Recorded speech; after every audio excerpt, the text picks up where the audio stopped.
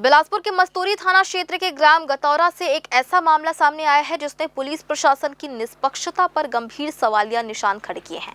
आरोप है कि पुलिस विभाग में ही कार्यरत कुछ कर्मचारियों ने अपने परिजनों के साथ मिलकर एक बेगुनाह युवक के खिलाफ फर्जी अपराध की पूरी कहानी रच डाली।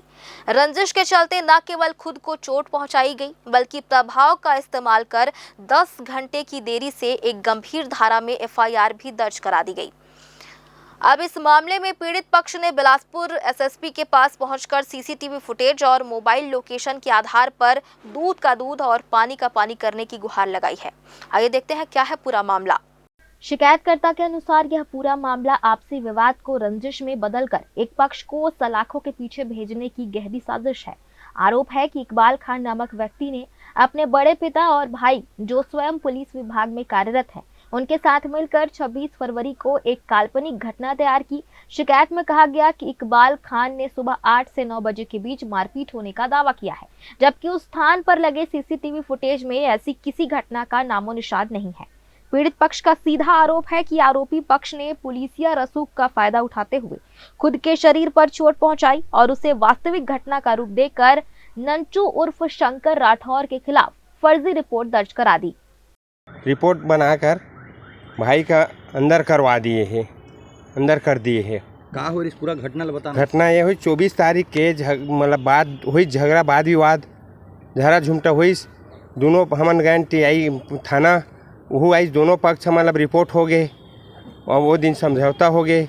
ओकर बाद 24 तारीख के बाद 25 तारीख आड़ गई।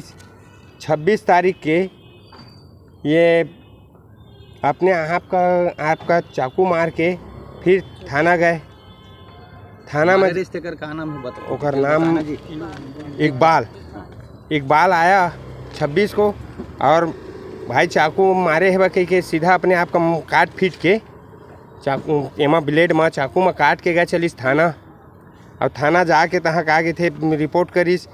अब ओकर ले भाई आई सी, हाँ भाई दुकान में रही से भाई, पुलिस आई से भाई, घर में बैठे रही से भाई। अब एक आके धर के ले गए भाई का। जब मोर भाई मन गए चले रही से तो 24 तारीख को झगड़ा हुई से ज़मीन के बाद से विवाद। तो 24 तारीख को हुई तो दोनों मोर पिताजी और मोर भाई गई से वह रिपोर्ट लिखाने। रिपोर्ट लिखा के आई से ओकर बाद 25 गैप कर दी। 25 के ना पुलिस आई चेक करने के लिए, कम से कम 2 पुलिस आती चेक करने के लिए, नहीं आई पुलिस भी नहीं आई। ओकर बाद सीधा 26 तारीख के करीब 3 बजे या 3:30 बजे के बीच में 4 पुलिस आई और सीधा पुलिस गाड़ी ले उतरे है। तहाँ ये बोले है कि यहाँ पर चाकू मार हुआ है और शंकर को बुलाई ओकर नाम सुमन सब जाना था उनका नंचू नाम से। तो नंचू आप यहाँ आओ और चलो गाड़ी में बैठो, आप चाकू मार किए है। उतना मैं अपन दुकान ले निकले, कहा हो गए भैया, तो बोली से कि यहाँ पर चाकू मार हुआ है। मैं कहें सर यहाँ पर अगर चाकू मार होती तो हम लोग दुकान खोल के नहीं बैठे रहते और यहाँ पर 1 मिनट के लिए खाली नहीं रहे। आप मन आगे जावा और चेक करके आवा, ओकर बाद देखी चल दिया। पुलिस मन भाई ले बैठारिस गाड़ी में और ले गई ओकर गैरेज डहर, ओती ले सीधा बस्ती अंदर गई से। अब पता नहीं का पाई, सीधा मोर भाई ला ले गए मस्तूरी ले गई। ओकर बाद बिहान दिन वही में लिखे गए कि का नाम है इकबाल अपने गैरेज आ रहा था। गैरेज और ओकर घर मेन रोड गतौरा के कम से कम थोड़ा थार का 1 किलोमीटर है। तो जब घर ले निकली सो तो कोई देखी सो गैरेज आ, वो जांच का विषय है हाँ, जी। आप इसीलिए हम इसका मांग चाहते हैं। क्या चाहते हैं आप? मांग ये छानबीन चाहते हैं। जो चाकू मार का हुआ है ये पूरा फर्जी है, फर्जी है। और जो 4 मैडम आए थे रात को 9 बजे, उसने क्या पाया? फर्जी केस पंजीबद्ध हुआ है। एक घटना 24 तारीख को मारपीट हुआ था, उसका वीडियो वायरल हुआ था।